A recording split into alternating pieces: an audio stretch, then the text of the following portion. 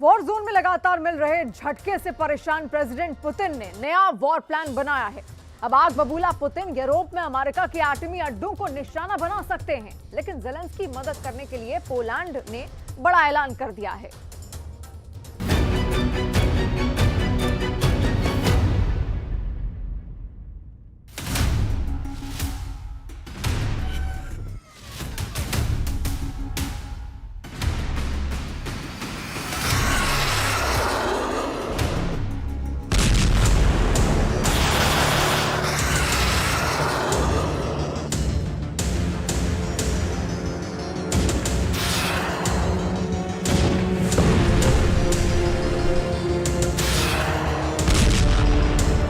Ukraine forces ने जिस पैंसर S-1 anti aircraft system से रूस ने युद्ध में अब तक बढ़त बना रखी थी, उसे तबाह कर अब जंग का रुख बदल दिया है।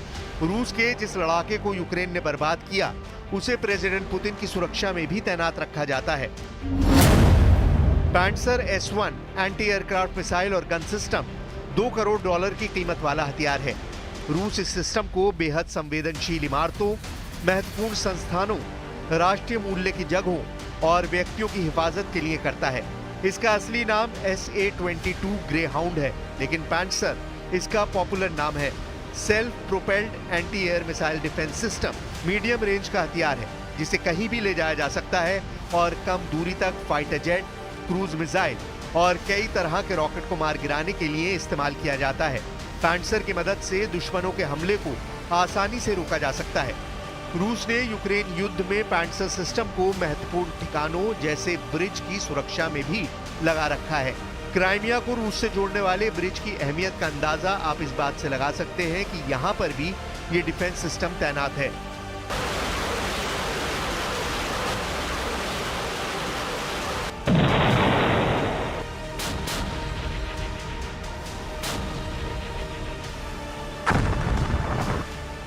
रूस जिस हथियार को अवैध मान रहा था, उसे यूक्रेन ने बारूदी धमाके से निस्तनाबूद कर दिया। S-300 जैसे मिसाइल डिफेंस सिस्टम की भी धज्जियां उड़ रही हैं, जिससे पुतिन के हथियार गोदाम में डिफेंस सिस्टम की किल्लत हो गई है। मीडिया रिपोर्ट्स के मुताबिक रूस के पास इतने डिफेंस सिस्टम भी नहीं है कि वो दूसरे देशों से किए वादे को पूरा कर पाए। इसका फायदा उठाकर यूक्रेन ने डोनेस्क, सुमी, खार्किव और ज़ापोरिजिया की किलेबंदी कर ली है। जेलेंस्की ने दावा किया है कि कुर्स्क में उत्तर कोरिया के सैनिकों का सफाया भी अब तेजी से किया जा रहा है। Росіяни перекинули на Курщину сильні свої підрозділи. Там задіяні солдати з Північної Кореї.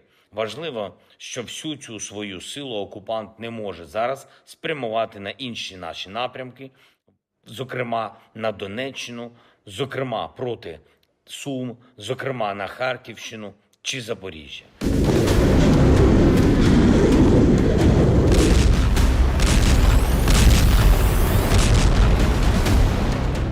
Ukraine forces Kursk nuclear power plant पर कब्जा करने का मिशन ऑन कर चुकी हैं। यह एटमी सेंटर कुर्स्क में फंसे यूक्रेनी सैनिकों का कवच बन सकता है। जेलेंस्की आर्मी ने प्लांट को कब्जे में लिया तो रूस का युद्ध में बचे रहना मुश्किल हो जाएगा, क्योंकि अगर रूस अपने ही पावर प्लांट पर हमला करता है तो दोहरे नुकसान का खतरा बनेगा, एक एटमी रेडिएशन का और दूसरा IAEA इसे न्यूक्लियर हमला घोषित कर सकता है। वहीं यूक्रेन की सेना एटमी प्लांट पर पहुंची तो एटमी युद्ध को टालना नामुमकिन हो जाएगा, जिसके बढ़ते खतरे को देखते हुए अमेरिका ने रूस के खिलाफ गोलबंदी शुरू कर दी है। जापान विजिट पर पहुंचे अमेरिकी विदेश मंत्री एंटनी ब्लिंकन ने जापान का यूक्रेन के साथ होने का ऐलान किया है। When Russia committed its aggression against Ukraine in 2022, one of the first countries to stand up strongly for Ukraine was Japan. There was a recognition here, and something that because Japan saw it and recognized it and stood up, resonated around the world, a recognition here that the aggression that Russia was committing was not only against Ukraine, not only against the Ukrainian people, but against the very principles that are at the heart of the international system.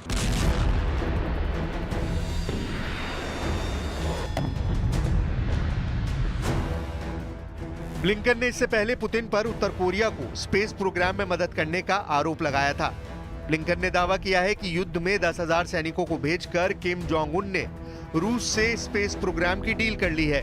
वहीं हर तरफ से मिले setback से अलग रूस के रक्षा मंत्रालय ने दावा किया है कि रूसी सैनिकों ने पूर्वी यूक्रेन में महीनों तक चली लड़ाई के बाद सबसे अहम फ्रंट पर जीत दर्ज कर ली है। रेड आर्मी ने कुराखोव पर कब्जा कर लिया है।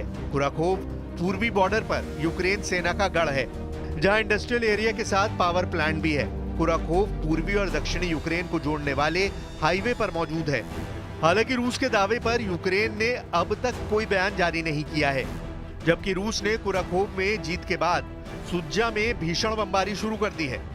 रूसी सैन्य ब्लॉग्स ने जानकारी दी है कि यूक्रेनी सेना बर्दिन की ओर से उत्तर की तरफ बढ़ रही है, जहां ड्रोन से मिसाइलों की बौछार कर 39 लोगों को मौत के घाट उतार दिया गया। रूस के हमले में 100 से ज्यादा लोगों के घायल होने की खबर है। प्रेसिडेंट ट्रंप के शपथ ग्रहण से पहले यूक्रेन की कोशिश रूस में ज्यादा से ज्यादा इलाके पर कब्जा करने की है। साथ ही कुर्स्क न्यूक्लियर प्लांट पर यूक्रेन का झंडा फहराने की है। ज़ेलेंस्की आर्मी अपने मिशन में कामयाब रही तो ट्रंप के साथ होने वाली डील में यूक्रेन का पलड़ा भारी रहेगा। हालांकि प्रेसिडेंट पुतिन ऐसा कभी होने नहीं देंगे। पुतिन आर्मी कैसा पलटवार करती है, ये देखना अभी बाकी है।